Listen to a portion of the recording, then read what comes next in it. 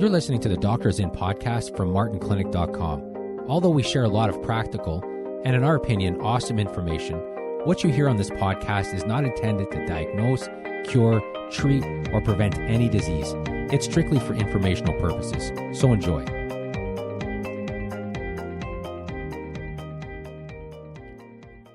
Hi, Dr. Martin Sr. once again, ready to do another podcast with you folks, and doing this on my own. And I'm getting better, feeling a little bit more confident riding solo here as we do podcasts. And by the way, we really appreciate all the feedback we get, and we find it fascinating just how many people follow us on Facebook and also, of course, on our emails and podcast. The Doctor Is In podcast. So really, really excited, and we just want to really continue to give you the best information that is available, and the most recent information too. So in line with that, let me talk about two studies that came out in the last couple of weeks. I think you'll find them interesting. I'll tie them together. One was a Canadian study that showed, the Canadian researchers showed a link between the microbiome, the health of the microbiome, which is your friendly bacteria in the gut, and it's linked to fibromyalgia.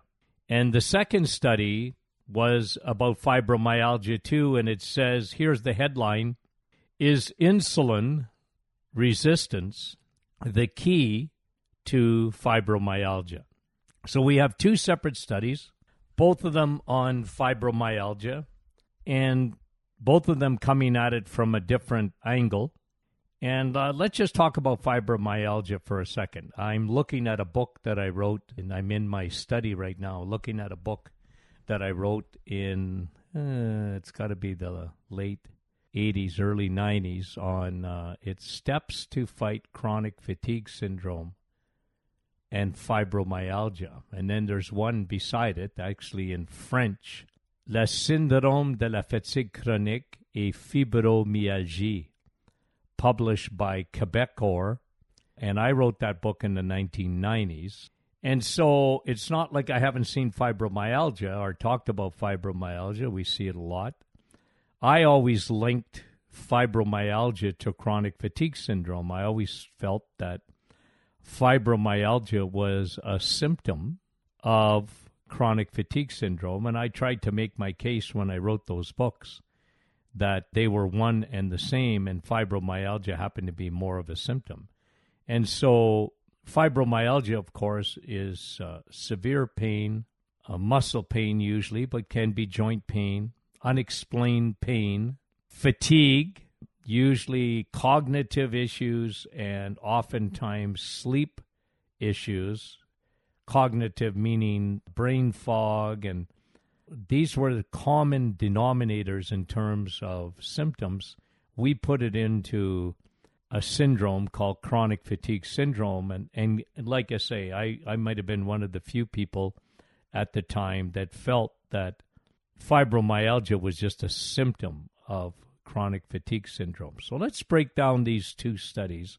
One of them is saying that the microbiome, the gut, the ecosystem, trillions of bacteria, a forest.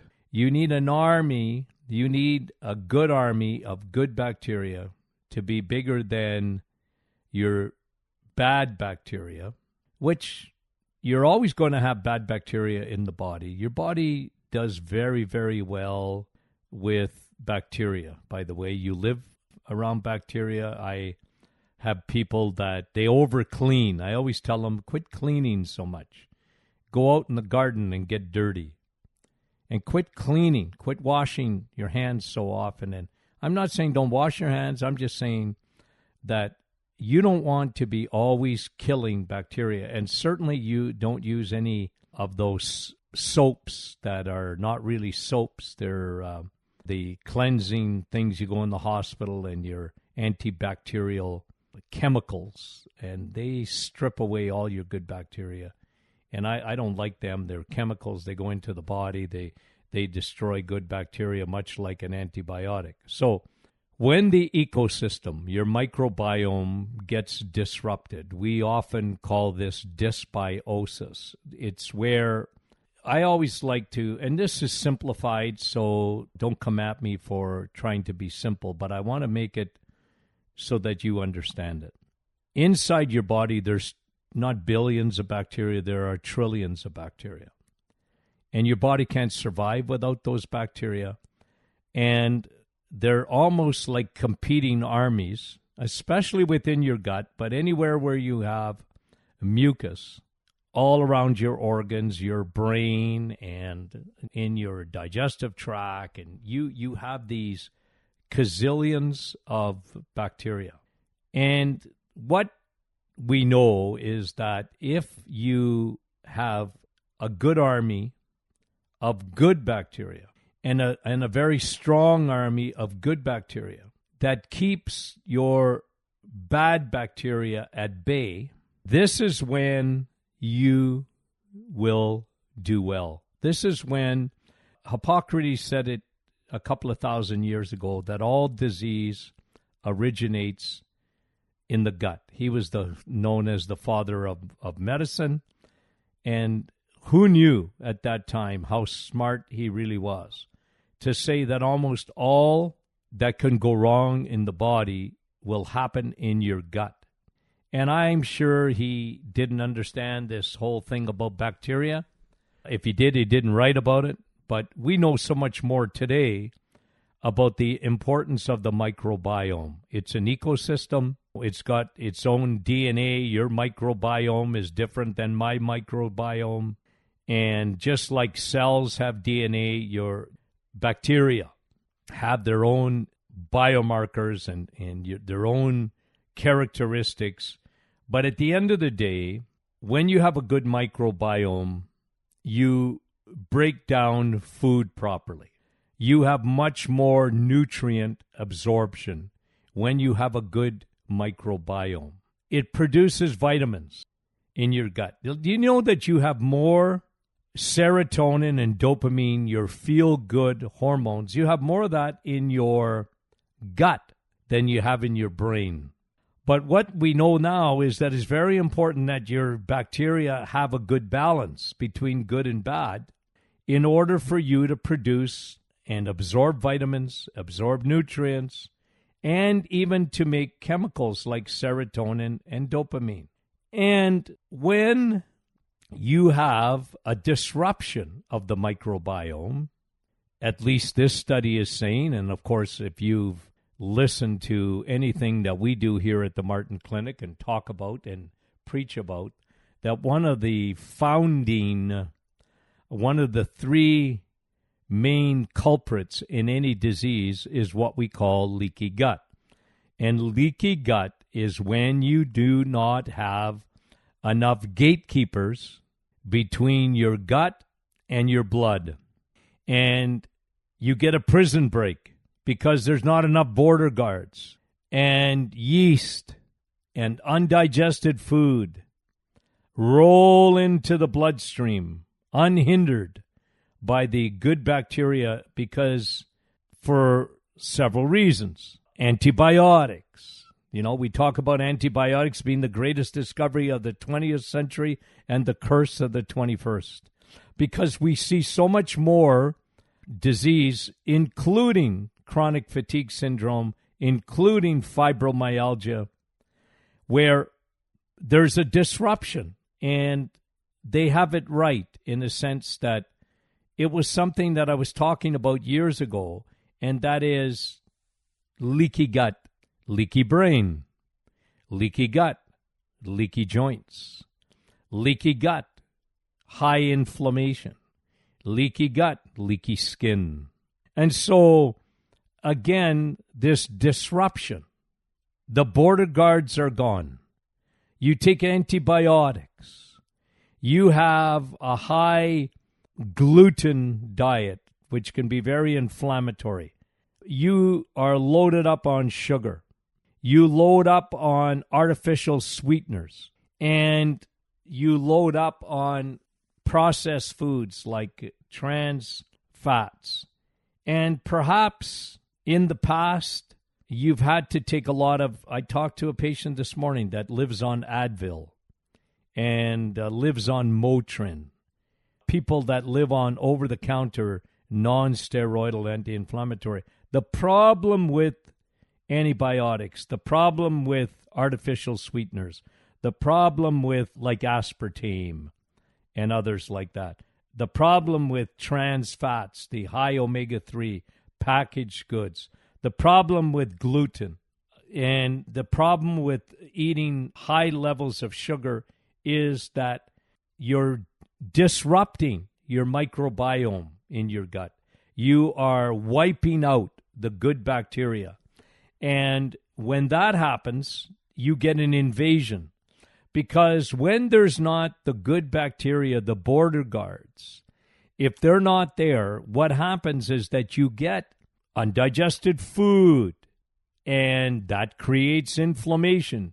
You get yeast, candida, fungus. That creates inflammation. You get bacteria. That creates inflammation. And it's disease without a fever. And so you have these conditions where there's so much inflammation created because of the disruption to the gut and not enough good bacteria keeping the bad guys out.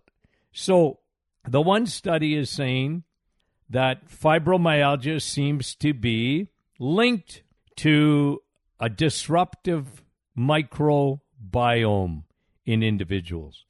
And if you go back and read my books, what I did, and you folks know the way I think, or at least if you've listened to my podcast, you certainly know the way I think. I reverse engineer things, so I look at things, and I did that even in the 80s, and when there was this, it seemed to be an epidemic in chronic fatigue syndrome, fibromyalgia. I was, I think, the first guy ever to say that it was linked to the adrenal glands, to adrenal glands exhaustion. I talked about, in those days, an overgrowth of Candida albicans. Again, the microbiome being involved. I talked about how when I did a study, I think it was over 500 women that we studied. We did case histories. We looked at as many biomarkers as that you could do. And we found commonality was that they had leaky gut. We found a commonality that they had taken, most of them had taken a lot of antibiotics in their childhood. And there was a real common denominator. And so as this study comes out and as we learn more and more and more about the microbiome, we're finding out more and more about the importance of making sure that your gut and the lining of your gut, the bacteria in your gut, you got to make sure that you have a bigger army of good than bad. If you have a bigger army of good bacteria versus bad bacteria, it's called you win. And it seems the more we study, the more that this is studied. And I've said this in the past, but at one time when I was in school, they were studying antioxidants and free radical damage. And this was very important, and we know lots about that, oxidative damage. When Tony Jr. was going through his schooling and in the 90s, and he, his biochemistry and all that, they seem to be talking lots about genetics. But now we're talking more and more and more, and the new kid on the block, as far as research is going, as far as people that are thinking outside the box in research is thinking, they're looking at the health of the gut. And for hormonal reasons, for, like I said, inflammation reasons, for autoimmune disease. And there was a study just came out. We had talked about this before, but there was a study out on Parkinson's and Candida albicans, yeast, leaky gut, leaky brain, and it seems that most people with Parkinson's have, well, I've never seen an exception to it when I analyze people. They have leaky gut when they have Parkinson's. So imagine into the brain. And remember, fibromyalgia, where they have these symptoms of severe pain and inflammation. So what do you do? What do you do? If you are listening and you have fibromyalgia, you have a loved one with fibromyalgia, mostly women, by the way, it really is. It's a woman's disorder. This ought to tell us something about the modern woman and the fact that they are so susceptible to, because of hormones and the hormonal changes and the disruptors of hormones like xenoestrogens, how that can have a major effect on the body. So what do you do? What to do? Well, number one, cut out the sugars. If you have leaky gut, assume that you do. If you have fibromyalgia, cut out the sugars. And because Candida yeast that gets into the bloodstream, don't feed the bears. Cut back on sugar. Decrease your gluten. I often say gluten schmooten because I'm always a low-carb guy, and if you eat low carbs, you're going to lower your gluten. So eat low carbs. Eat a lot of fermented foods like sauerkraut and cabbage and kefir. I don't know how you pronounce it, but I always say kefir. Apple cider vinegar is very good as a fermented food. So is balsamic vinegar. I like that. I very much do that. Put it on your salads. And lots of prebiotics. Prebiotics are foods that contain a sugar called fructooligsaccharide, a specific sugar that your good bacteria love. They're found in tomatoes, they're found in garlic, they're found in onions, found in maple syrup, organic honey, asparagus, Jerusalem artichoke. These are all foods that have prebiotics. Some bananas, don't overdo it with fruit, but bananas have some prebiotics. And so get prebiotics in your diet. I like celery. Celery is very anti-inflammatory. Very good for you. I like it. Drink a lot of water. Make sure that it's filtered water and with no fluoride in it. And, of course, number one on the hit parade is probiotics. Take a broad spectrum probiotic, especially with certain strains in there. I love all the strains of friendly bacteria, but get a broad spectrum. Broad spectrum means that you're taking at least 10 different strains because different strains do different things. And so for fibromyalgia, I find that if you want to regenerate that gut, you need to take probiotics, broad spectrum. I love L. reuteri and L. rhamnosus. These are two particular strains I love. I put them in our probiotics, and they are very effective in killing yeast and getting rid of mold in the body and getting rid of and helping your microbiome to get more good bacteria than bad. So these are things you can do. Of course, if you have to take an antibiotic, a lot of people get fibromyalgia. I've seen a lot of cases of severe fibromyalgia come after urinary tract infections, recurring urinary tract infections. And doctors, unfortunately, like to, and I understand why they do it. I mean, you have a urinary tract infection, ladies, and doctors are thinking they got to kill that infection. The problem is that one antibiotic will kill all your good bacteria. You better replace that. Otherwise, you're going to get a yeast infection. And actually, what's lining your bladder is yeast. And that is why you get the recurring infections. It's yeast, it's candida, it's fungus. And the E. coli bacteria or whatever sits on top of it. So you take an antibiotic, It gets rid of the infection temporarily, then it comes back with a vengeance, and you do it again.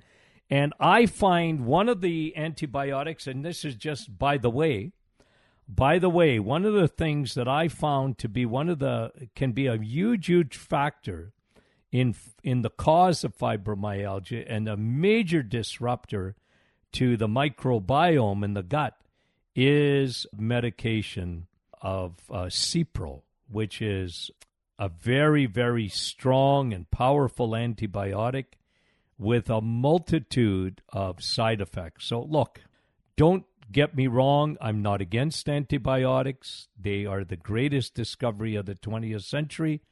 Quote me, I've said it. Saved millions and millions of people's lives, and they still do. Thank God for antibiotics, and I mean that. The pharmaceutical industry has done some wonderful things, and one of them is the antibiotics. You have a raging infection, my friend. You need antibiotics. I got no problem with that. But just remember the disruption of the forest inside of your body, the ecosystem being changed, and the imbalance of your bacteria because of antibiotics. And one of the worst antibiotics on the market.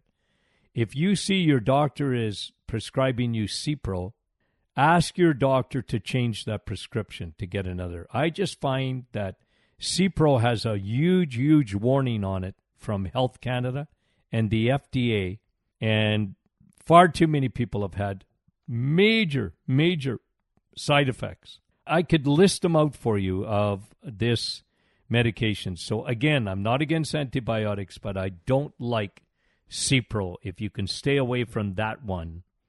And you know how the American commercials tell you, ask your doctor if this drug will be good for me.